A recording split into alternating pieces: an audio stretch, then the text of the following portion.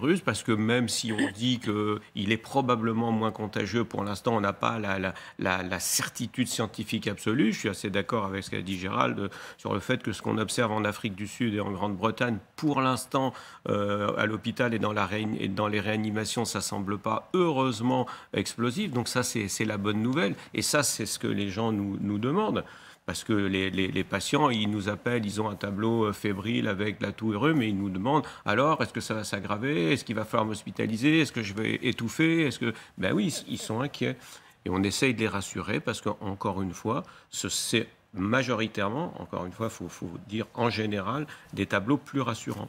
Si vous voulez une astuce pour ne pas angoisser, vous surveillez, c'est la saturation qu'il faut surveiller. C'est-à-dire juste acheter ce petit appareil, vous savez, que vous mettez au bout du doigt, une pince. Moi, je prescris à tous mes patients. On prescrit effectivement à nos patients. Vous êtes Covid positif, pas de panique, dans 99% des cas, ça se passera bien. Surveillez votre saturation matin et soir, et si elle baisse de plus de 4 ou 5%, globalement, si vous descendez en dessous de 93-94%, à ce moment-là, c'est là où il faut rappeler votre médecin ou consulter rapidement. C'est là où on fera un scanner pour vérifier qu'il n'y ait pas une pneumopathie, une pneumonie, une atteinte des poumons, voire une embolie pulmonaire, mais c'est la seule chose à faire. Le reste, c'est un traitement symptomatique et effectivement s'isoler. Juste pour la parenthèse médicale, on ne se le procure pas tout seul, il faut, j'imagine, une ordonnance. Non, vous pouvez l'acheter même en grande surface, aller en pharmacie, ils sont équipés. Et au-dessous d'un certain seuil, ça doit alerter sur... ça mesure en fait la saturation en oxygène, c'est-à-dire le pourcentage d'oxygène. Généralement, on est à 97 jusqu'à 100%. Certaines personnes qui sont fumeuses, arrêtez de fumer d'ailleurs, ça descend un peu, mais globalement, on est entre 95 et 100%.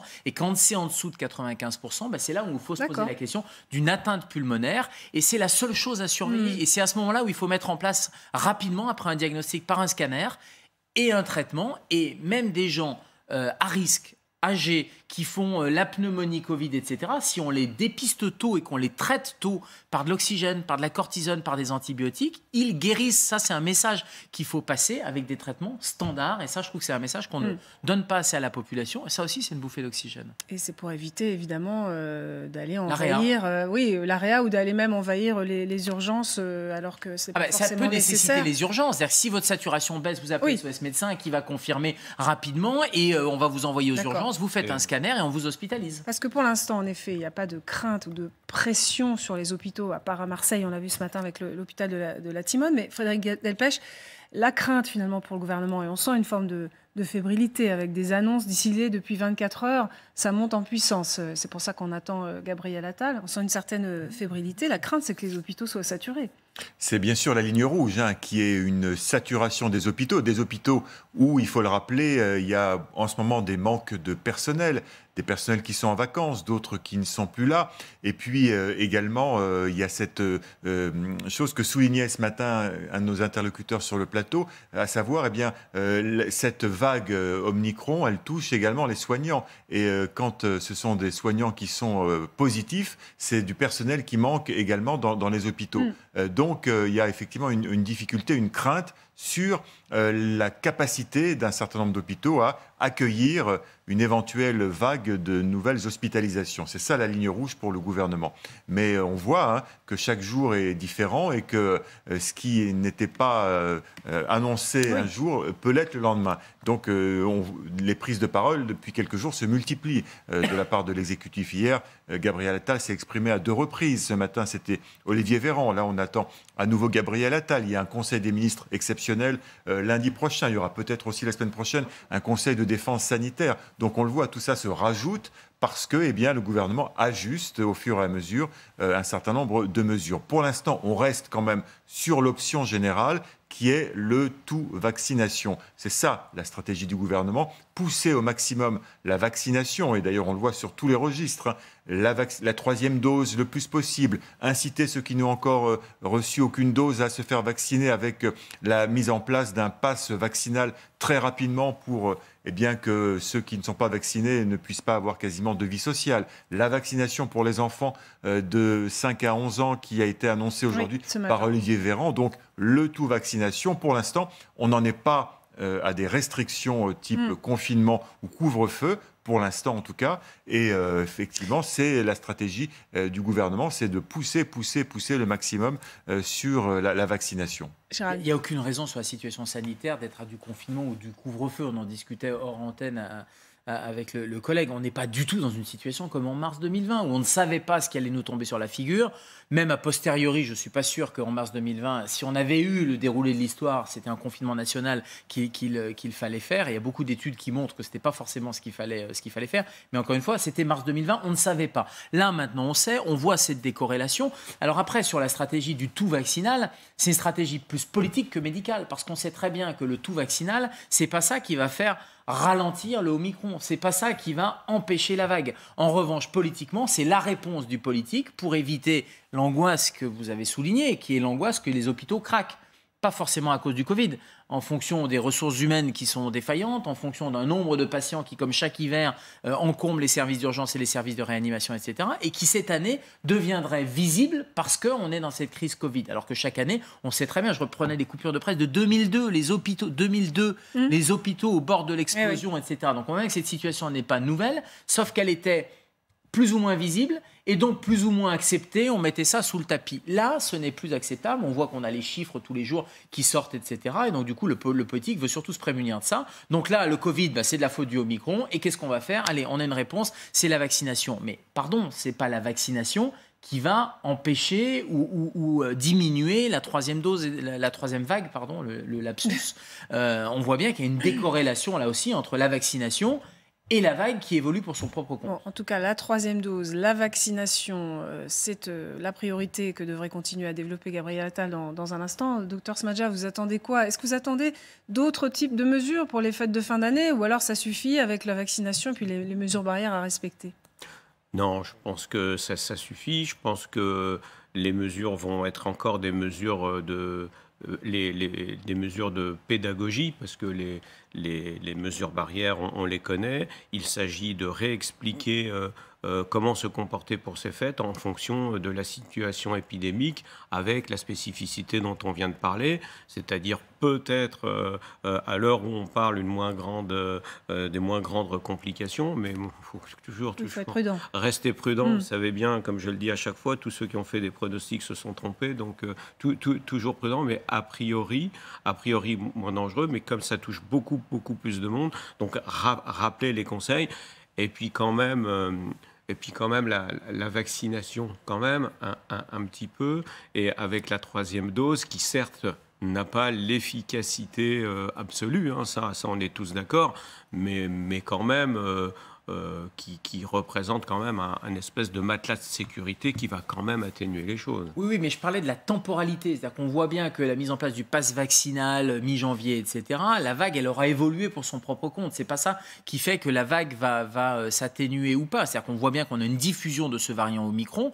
Et donc, il y a les deux mesures en parallèle. Enfin, il y a l'évolution de la vague et il y a les mesures politiques de vaccination qui auront des effets pour protéger des formes graves les plus à risque. Ça, je crois que c'est assez peu discuté. En revanche, la vague, elle aura évolué. Et peut-être qu'on aura d'ailleurs, on est à combien, 6 vagues là? On sera peut-être à 7e ou 8e vague. Et encore une fois, c'est les plus fragiles qu'il faut protéger à la vaccination. Et c'est peut-être sur ces 7e et 8e vagues qu'on continuera à avoir les effets de la vaccination. Frédéric?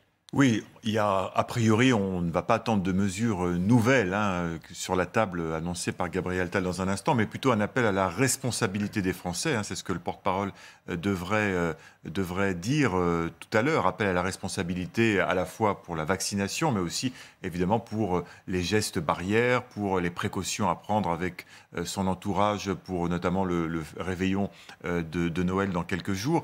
Donc ça va être l'essentiel du message du gouvernement. C'est en fait pour montrer aussi une forme de vigilance de la part de l'exécutif qui surveille la situation quasiment au jour le jour. Et pour sans doute évidemment ne pas être accusé de prendre des risques pour la santé des Français ou pour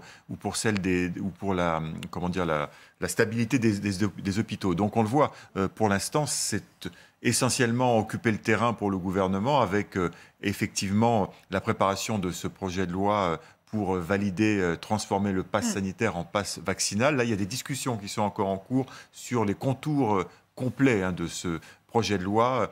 Est-ce que le gouvernement a dit hier, par exemple, qu'il n'y aurait pas de pass sanitaire dans les entreprises, mais il est peut-être question de le faire dans certains secteurs d'activité. Voici Gabriel Attal qui arrive, donc le porte-parole du gouvernement, nous fait le compte-rendu du Conseil des ministres du jour, avec évidemment la question sanitaire en haut de la pile des dossiers. Bien, mesdames, messieurs, bonjour. Je vais vous rendre compte de ce Conseil des ministres qui aurait dû être le dernier de l'année, mais qui, comme vous le savez, ne le sera pas, puisqu'un Conseil des ministres exceptionnel se tiendra lundi prochain, notamment pour examiner le projet de loi transformant le pass sanitaire en pass vaccinal. Et nous sommes évidemment encore ce matin au Conseil des ministres revenus longuement sur la situation sanitaire dans notre pays. Chacun l'a compris et nous le disons sans détour, la situation est critique. Elle est critique parce que l'épidémie Delta circule encore dans notre pays.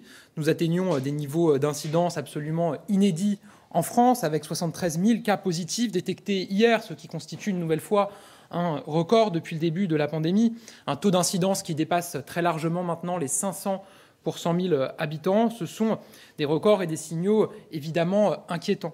Il faut se rendre compte de ce que cela signifie. Plus d'une personne sur 200 est contaminée chaque semaine dans notre pays. Ce sont surtout les moins de 50 ans, certes, mais cette période de fête, et nous le savons, les nombreux rassemblements qu'elle occasionne, doit nous inciter à la plus grande prudence.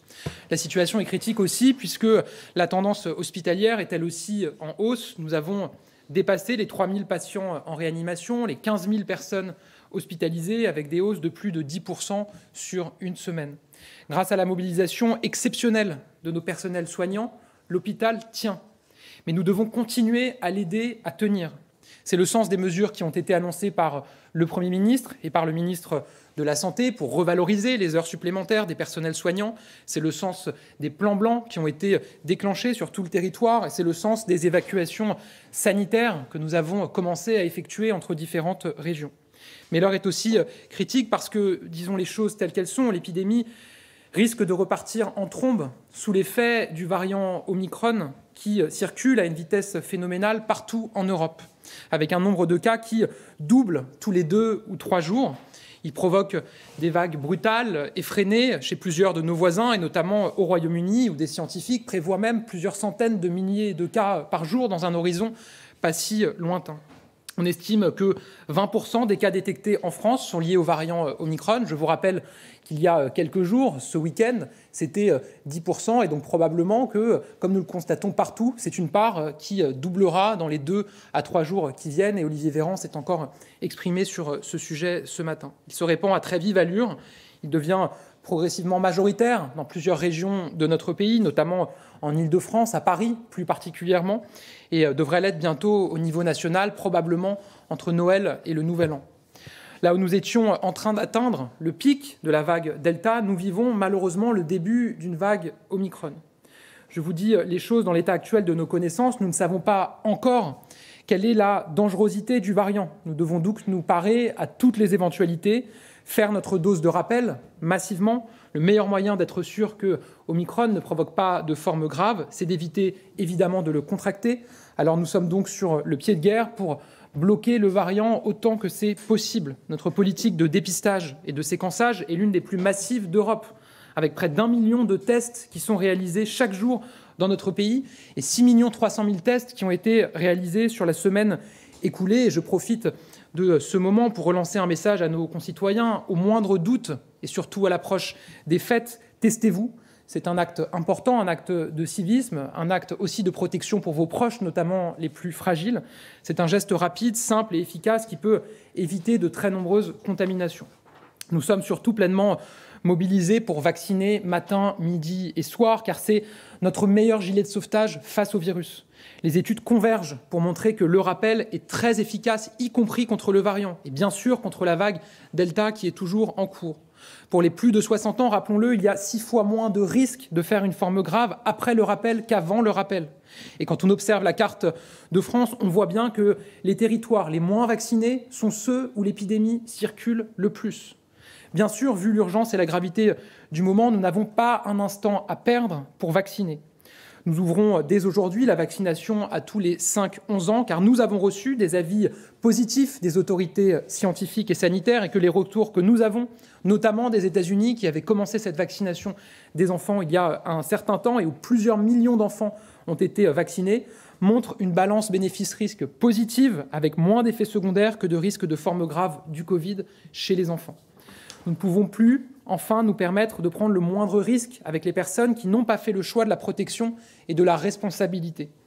Le pass vaccinal, c'est un élément extrêmement important dans notre stratégie à venir. Nous l'assumons et nous sommes heureux d'avoir vu hier, au cours des réunions des comités de liaison parlementaires qui se sont tenus avec le Premier ministre, à l'Assemblée nationale et au Sénat, un consensus assez large, très large, se dessiner autour du pass vaccinal, y compris venant de groupes politiques de l'opposition qui s'étaient opposés très fortement au pass sanitaire, qui avaient voté contre le pass sanitaire, qui avaient parfois saisi le Conseil constitutionnel contre le pass sanitaire et qui ont indiqué qu'ils soutiendraient la transformation du pass sanitaire en pass vaccinal. C'est un esprit de responsabilité que je veux saluer. Évidemment, nous espérons de tout cœur qu'il perdurera dans les semaines et les mois à venir.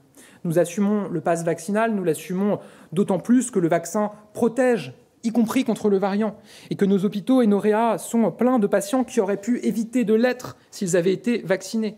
Aujourd'hui, les non-vaccinés représentent moins de 10% de la population, mais plus de la moitié des malades à l'hôpital. Alors oui, nous assumons l'incitation maximale à la vaccination, qui fonctionne remarquablement, puisque nous en sommes à plus de 20 millions de doses de rappel qui ont été effectuées. Je vous rappelle que cet objectif de 20 millions avait été fixé par Olivier Véran pour le jour de Noël, et nous l'avons atteint avec 4 jours d'avance. Je veux insister aussi sur un élément très important que nous constatons depuis quelques jours, c'est l'augmentation du nombre de rendez-vous pour des primo-injections. Le nombre de rendez-vous pour des primo-injections a doublé depuis l'allocution du Premier ministre de vendredi dernier. Et hier, nous avons procédé dans notre pays à 50 000 primo-injections. Il y a tous les jours des dizaines de milliers de Français qui avaient fait le choix de ne pas se faire vacciner, qui finalement décident de le faire. Il faut évidemment le saluer. Il n'est jamais trop tard pour faire ce choix de responsabilité et de protection. Nous assumons de faire peser les contraintes essentiellement sur ceux qui refusent cette protection, qui refusent de se protéger eux-mêmes, mais aussi de protéger les autres. Nous assumons aussi de renforcer les contrôles et les sanctions face aux faux passes sanitaires. Je le redis, notre stratégie est claire, faire le choix du vaccin et retarder au maximum le développement du variant dans notre pays. C'est pour cela que nous avions annoncé, il y a plus d'un mois, à la fois l'élargissement de la campagne de rappel dans notre pays et des mesures aux frontières pour retarder au maximum l'arrivée de cas Omicron sur notre territoire et donc le développement d'une vague Omicron. Nous avons donc gagné des précieuses semaines, y compris par rapport à certains de nos voisins qui ont vu la vague déferler avant nous. C'est pour ça que nous avons pris des mesures supplémentaires vendredi, avec l'annonce par le Premier ministre de la transformation du pass sanitaire en pass vaccinal et l'ouverture de la possibilité de recevoir une dose de rappel 4 mois après la deuxième injection. C'est pour cela aussi que nous avons avancé la présentation et donc l'adoption du projet de loi qui permet de transformer le pass sanitaire en pass vaccinal. Il devait être présenté le 5 janvier. Nous visions une adoption définitive à la fin du mois de janvier. Il sera finalement présenté à l'occasion d'un Conseil des ministres exceptionnel lundi prochain. Les deux assemblées, Assemblée nationale, Sénat, ont dit très clairement au Premier ministre qu'elle ferait tout pour que l'examen de ce texte puisse se faire le plus rapidement possible. Il démarrera donc dès la semaine prochaine entre Noël et le jour de l'an, et je veux vraiment saluer l'implication des parlementaires pour cela. Et nous visons désormais une adoption définitive du pass vaccinal dès la première quinzaine du mois de janvier. Grâce à ces mesures, je le redis, nous avons gagné de précieuses semaines. Il nous faut poursuivre. Il n'y aura pas de trêve des confiseurs dans notre lutte contre l'épidémie. Mais au-delà du vaccin, notre prudence est notre meilleur allié. C'est elle qui évitera les contaminations et les clusters familiaux. C'est elle qui permettra de sauver les fêtes. Nous prenons nous-mêmes toutes les mesures qui s'imposent. Nous avons annoncé l'annulation des grands événements à l'occasion du 31 décembre. Nous avons annoncé l'interdiction de la vente d'alcool sur la voie publique à l'occasion du 31 décembre.